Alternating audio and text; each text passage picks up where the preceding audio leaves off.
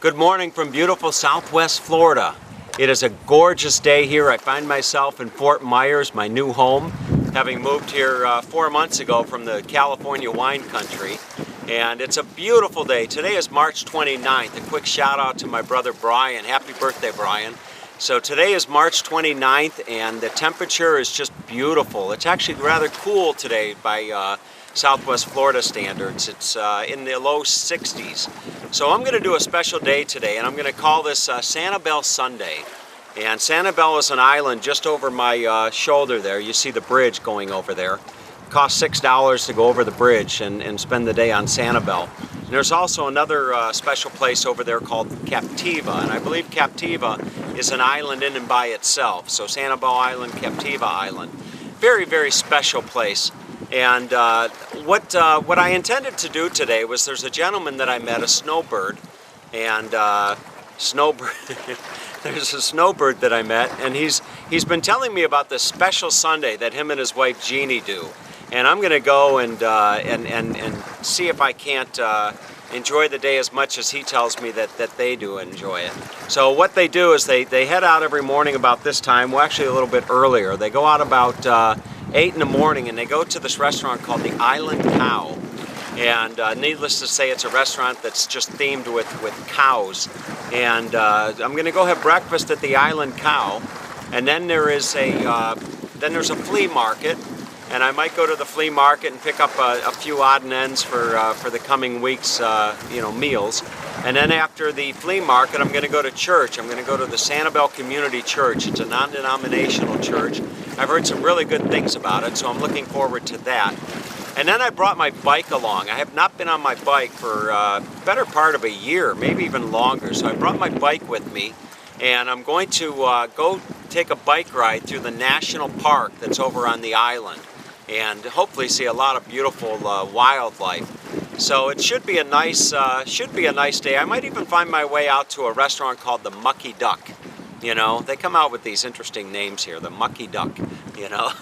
So I'm going to go and have a nice day. You know, they say all work and no play, you know, makes for a boring guy, I guess. But so anyway, I'm going to go have a nice day, a nice Sanibel Sunday, and I'm going to bring you along for the trip. I'm hoping to see some really nice scenery, as well as some really nice wildlife. And speaking of wildlife, if I turn the camera right around here and give you a nice shot, you can actually see that I've been chilling with some really nice pelicans here. You know, they're just kind of hanging out, enjoying a nice Sunday morning.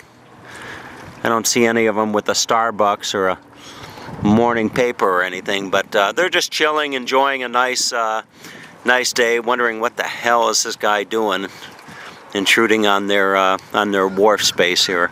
So with that in mind, I'm going to head out and go enjoy a beautiful Sanibel Sunday. Alright, I found my way onto the bridge after paying the $6 toll.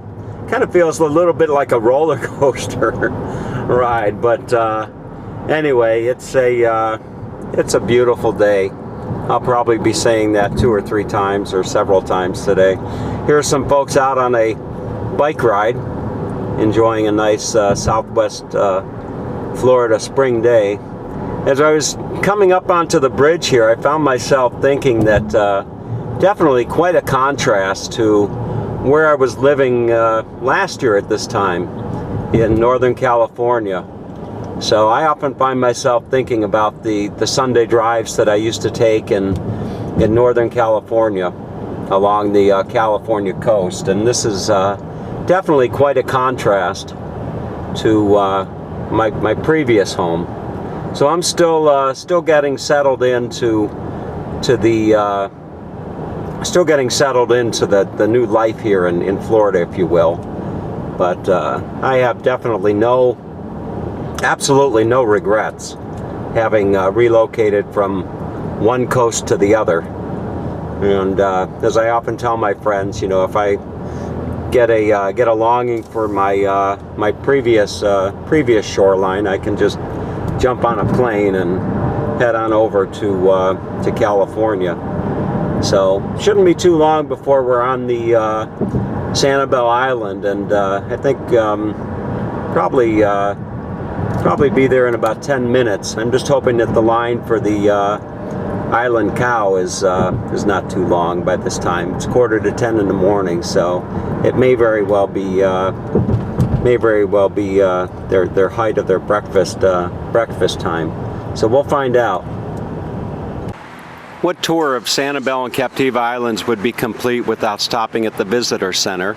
And here, just over the bridge as you come into Sanibel Island, you see the placard here, if you want to call it that, with all the various things you can do on the island. And then to give you an idea as to the layout of the island itself, it's showing you that I am right there in the top right corner there. So I'm going to go and find my way. It's called J.N. Ding Darling National Wildlife Refuge. So that's the big park that you see up there in the green area there. So I'm going to find my way to the Island Cow restaurant somewhere, and then have a nice breakfast, and then go to the church, and then head out to the J.N. Ding Darling National Wildlife Refuge. Needless to say, the visitor center is all colorful, as one might expect for such a location here in Southwest Florida. So I'm going to go on inside and just see what's in here. It's always nice to go into the visitor centers.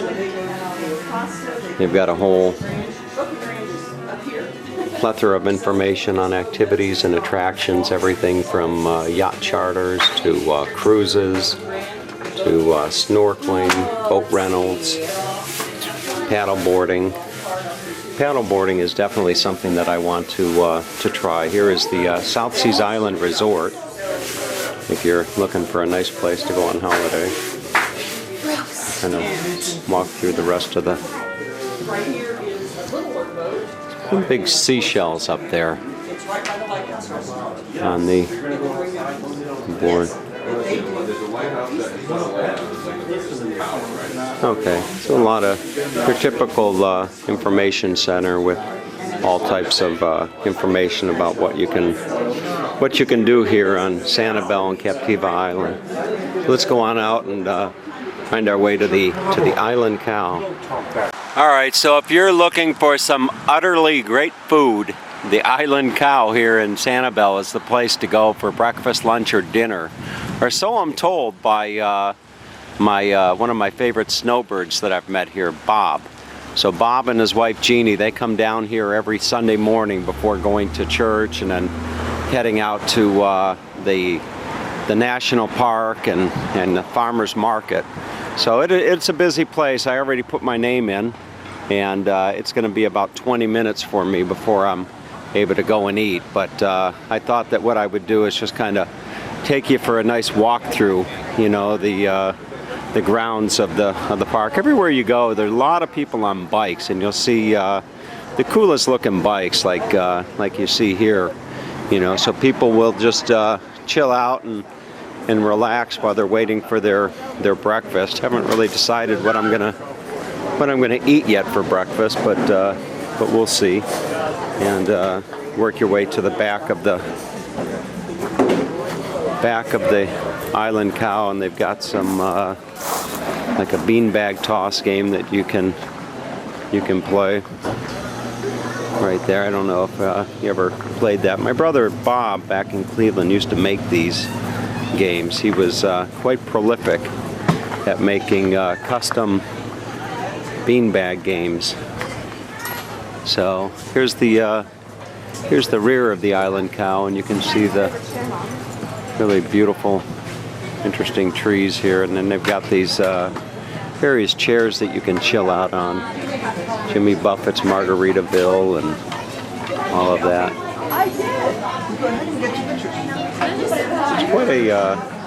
It's quite a restaurant, from what I've heard. It's probably one of the more famous restaurants, if I'm not mistaken. And they serve, in addition to the wonderful breakfast that I'm about to have, they also have the lunch and dinner. And here it looks like they have some long-tailed Indian ringnet parakeets from Australia. I can see them here. There you go. Like Dave's No. Like here on Dave. Probably.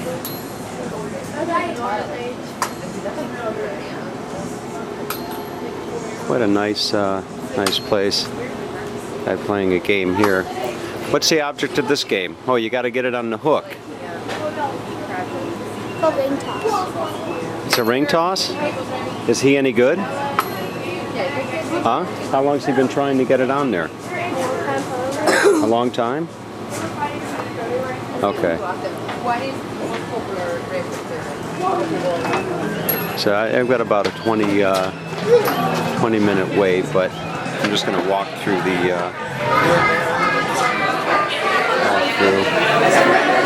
Look at this. We got all the different cows. You can see it's quite a busy place for a Sunday morning. And I see a sign over there that they serve Starbucks coffee. A lot of cows.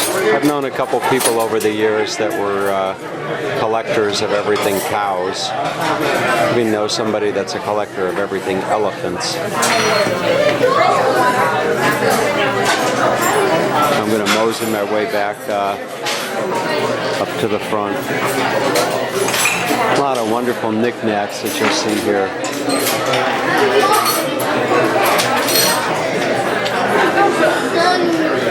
Probably grab a, well, I'll wait until I sit down for the menu and show the menu to you. It looks like there's a Moo Ware and More. You can come up here and buy some various knickknacks from the island cow. Everything from a stuffed cow to various t-shirts.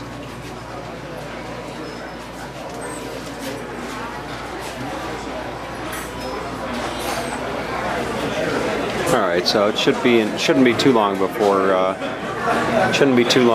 breakfast is served. And they have an outdoor dining area as well. Alright, as I'm waiting for my table, I thought I might as well just go ahead and browse the menu so I can speed up the breakfast process so I can make church on time. And really good menu as I'm looking over the different items here. And I've got my heart set on the Farmer's Frittata, and that is open-faced omelet with cheeses, tasty sausage, potatoes, peppers, and onions. So that's what I'm going to have here at the Island Cow for breakfast. Hopefully it's going to be utterly good. We'll let you know here. But they have quite a nice selection. Steak fajitas and eggs, just steak and eggs, creamy cheese grits, hola, granola, and berries. And they have a kids' breakfast as well. Alright, so I sat down thinking I was going to have the Farmer's Frittata, and I saw this woman in an adjacent table with something that looked really good. And it was blueberry granola crunch pancakes, and I got the big stack. So doesn't that look good? So I'm going to enjoy a wonderful breakfast here, an utterly wonderful breakfast here at the Island Cow restaurant before heading out for the rest of my